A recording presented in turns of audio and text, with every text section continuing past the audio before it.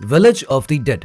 यह आर्टिकल था एक न्यूज़पेपर का जिसको पढ़ने के बाद हर कोई हैरान था। खबर थी नॉर्थ कनाडा के एक गांव के बारे में जो कि रातों रात अचानक से गायब हो गया था। लेकिन कैसे?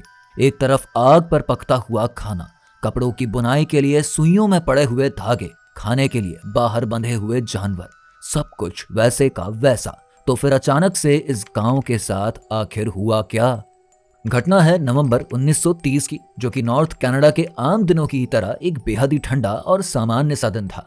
इस ठंडे दिन में जो लेबले नाम का एक शिकारी यहाँ पर शिकार के लिए पहुंचा, लेकिन वो शिकार करने में इतना मशगूल हो गया कि उसे पता ही नहीं चला कि कब सूरज ढल गया और अंधेरा हो गया।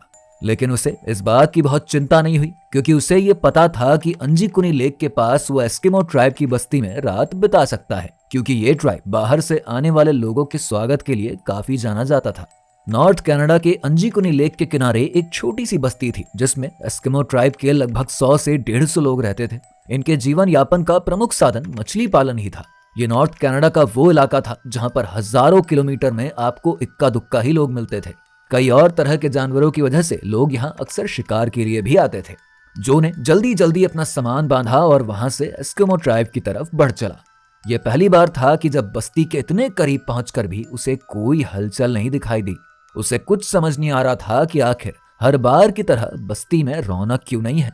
तेज चलती हवाएं, दूर तक पसरा हुआ सन्नाटा और उसके पैरों की आवाज के सिवा दूसरी कोई आहट नहीं थी जिसे जो महसूस कर सकता। खैर, उसने सोचा कि हो सकता है लोग ठंडियों की रात में सो गए हों, इसीलिए पास जाकर देखना ही ज्यादा सही रहेगा। लेकिन जब वो बस्ती में पहुंचा तो उसने जैसी उम्मीद करी थी उसे वहां वैसा कुछ भी नहीं दिखा। बस्ती का हर खेमा खाली था। खेमे में आग जल रही थी लेकिन आसपास कोई दिखाई नहीं दे रहा था। ऐसा लग रहा था कि जैसे सारे लोग अभी अचानक से कहीं चले गए हों। लेकिन सबसे सोचने वाली बात यह थी कि ये लोग जब भी कहीं जाते थे तो अपने जानवरों को साथ जरूर ले जाते थे। ऐसे में ये अपने जानवरों को छोड़कर अचानक से कहां चले गए? जो ने देखा शाम के खाने के लिए खाना तो आग पर चढ़ा हुआ है, लेकिन उसे ना उतारने की वजह से वो जल चुका था। कुत्तों के गले में रस्सी बंधी थी लेकिन वो भूख से मर चुके थे। उसने पास ही एक कब्र भी खुदी देखी, जिसे देखकर ऐसा लग रहा था कि इसे खोदे हुए अभी काफी समय नहीं हुआ है। उसने आसपास काफी खोजबीन करी, लेकिन जब उसे कुछ भी नहीं मिला तो उसने तुरंत पास के टेलीग्राफ ऑफिस पहुंचकर रॉयल कैनेडियन माउंटेन पुलिस को इन्फॉर्म करी और यहाँ की पूरी घटना के बारे में उन्हें बताया। जब पुलिस यहाँ पहुंची तो उन्हें सब कुछ बिल्कुल वैसा ही मिला जैसा जो ने जिक्र किया था।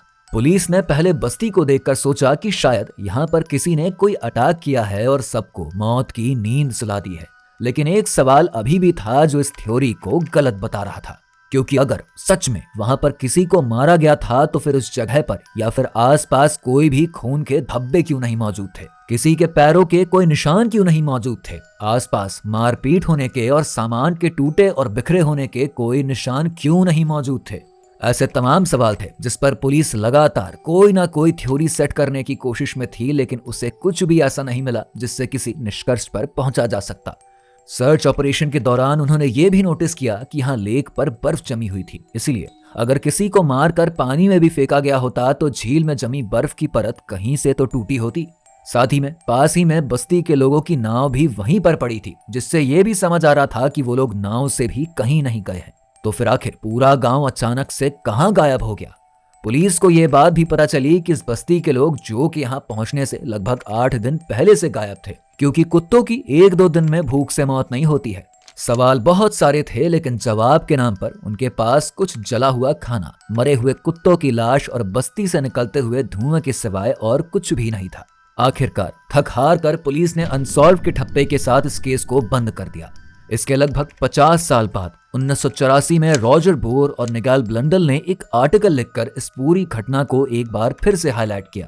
उन्होंने बताया कि जब वो इस जगह के बारे में और जानकारी जुटाने के लिए अंजी लेक गए थे तो उन्हें वहां पर एक शिकारी और उसके 2 बेटे मिले, जिन्होंने झील के ऊपर कुछ अजीब तरह के उड़ते ऑब्जेक्ट के बारे में बताया। उनके अनुसार एस्किमो ट्राइब जहां पर रहता था उस जगह के आसपास ही वो उड़ता था। इसी घटना को अपनी थ्योरी से रिलेट करके उन्होंने एलियन का जिक्र करते हुए ये बताया कि बस्ती के सभी लोगों को एलियन अपने साथ लेकर चले गए हैं। हालांकि इस बात का कोई भी प्रमाणिक सबूत नहीं मिल पाया, इसीलिए इसे ज्यादातर लोगों ने फेक बताया। आज 100 साल बाद भी इसके बारे में किसी को कोई सटीक जानकारी नहीं है कि आखिर इस ट्राइब के लोग अचानक से कहां गायब हो गए। वैसे क्या आपके हिसाब से ये एलियन वाली थ्योरी सही है? हमें कमेंट में जरूर बताइए। वीडियो पसंद आई हो तो इसे ज्यादा से ज्यादा शेयर करके हमारे चैनल दी लॉलीपॉप को सब्सक्राइब करें।